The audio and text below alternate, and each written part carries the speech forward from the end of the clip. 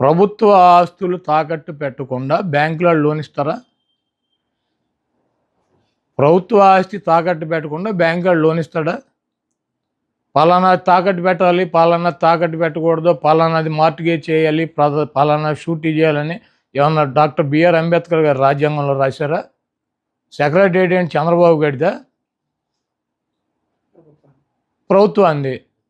ప్రభుత్వం డబ్బులు కావాల్సి వచ్చినప్పుడు, ప్రజలకు అవసరమైనప్పుడు, బ్యాంకుల్లో డబ్బులు కావాల్సి వచ్చినప్పుడు మార్టిగేజ్ చేస్తారు, తాకట్టు పెడతారు, మళ్ళీ డబ్బులు కడతారు, రిలీజ్ చేసుకుంటారు. సెక్రటేరియట్ అని ఇది బాబు గడి సొత్తా? ఇది తాకట్టు పెట్టారు, అది తాకట్టు పెట్టారంటే వీడు పెట్టినయే పెట్టాలా? కానీ చంద్రబాబు నాయుడు పెట్టినటువంటి ఆస్తులు తాకట్టు పెట్టాలి. రూల్ ఉందా? రాజ్యాంగంలో రాసి ఉందా? పలానా ఆస్తి పెట్టాలి, పలానా ఆస్తి పెట్టకూడదు. అది ప్రభుత్వం ఇష్టం. వాళ్ళు బ్యాంకర్స్తో మాట్లాడి బ్యాంక్ వాళ్ళకి డబ్బులు కావాలన్నప్పుడు వాళ్ళు ఏదోటి మార్టిగేజ్ అడుగుతారు. ప్రభుత్వ ఆస్తి ప్రభుత్వం వాళ్ళు దాన్ని బట్టి వాళ్ళకు ఉన్నటువంటి వెసులుబాటుని బట్టి పెట్టుకుంటారు. సెక్రటేరియట్ పెట్టేశారు. సెక్రటేరియట్ అంతా 10 ఎకరాల పొలం.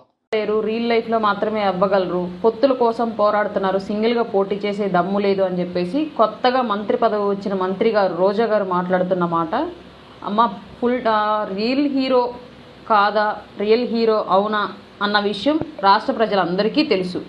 ఎలా అంటే నిన్న మొన్నటి వరకు తమ ప్రజాప్రతినిధి అయ్యుండి కూడా, ఒక నియోజకవర్గానికి ఎమ్మెల్యే అయ్యుండి కూడా నిన్న మొన్నటి వరకు సారథి స్టూడియోలో, అన్నపూర్ణ స్టూడియోలో గంతులేసుకొని, మొహానికి రంగులేసుకొని, మీకు చేయాల్సిన బాధ్యతని మీ నియోజకవర్గంలో గాలికి వదిలేసి, ఈవెన్ ఈ నియోజకవర్గంలో ఒక్క ఊరిలో కూడా సీసీ రోడ్డు సెంటీమీటర్ కూడా వేయించుకోలేక, బోరింగ్ పాపలాగా బోరింగ్ ఓపెన్ చేసి, అదేదో పెద్ద కర్మాగారం ఓపెన్ చేసి వేలాది మంది యువతకి ఉపాధి కల్పించేదానిలాగా పాదాల మీద పువ్వులు చల్లించుకున్న మహాతల్లివి నువ్వు. నీ బ్రతుక్కు నువ్వు మళ్ళీ పవన్ కళ్యాణ్ గారిని మాట్లాడటం.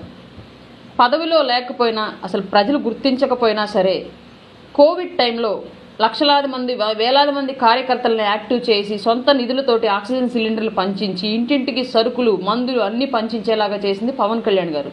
బాడవలో బర్రెల్లాగా నువ్వు, నీ నాయకుడు ఇంట్లో పడుకొని బయటికి రాకుండా నువ్వేమో చింత చిగురు పప్పు, కూరలో ఉప్పు అని, బంచిక్ బంబం అని జిమ్ డ్యాన్స్ వీడియోలు పెట్టుకుంటూ నువ్వు టైం పాస్ చేసావు. అసలు ఉన్నాడో కోవిడ్ వచ్చి చచ్చాడో కూడా తెలియని పరిస్థితుల్లో నీ నాయకుడు ప్రవర్తించాడు. ఆ టైంలో ఆదుకుంది పవన్ కళ్యాణ్ గారు.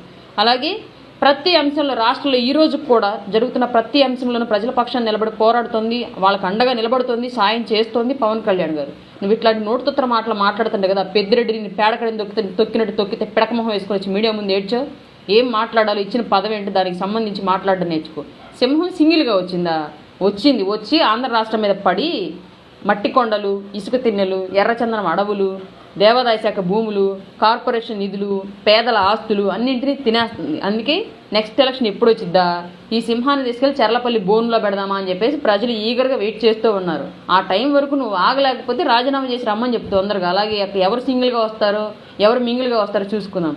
పవన్ కళ్యాణ్ గారు ఎవరితోనూ పొత్తులకు పోరాడట్లేదమ్మా, ఆయనతోనే వేరే వాళ్ళు వచ్చి కలవడానికి సిద్ధపడుతున్నారు. పదవి పోతే జైల్లో ఉండే మీకోసం ఎవడొస్తాడమ్మా? పదవి ఉన్నా లేకపోయినా ప్రజల్లో ఉండే పవన్ కళ్యాణ్ గారి కోసం వస్తారు ఎవరు వచ్చినా సరే. నోరుంది కదని మాట్లాడుకు. ఫెమినిస్ట్ కార్డు అడ్డొచ్చింది మేము అనాలని ఇంతకు మించి.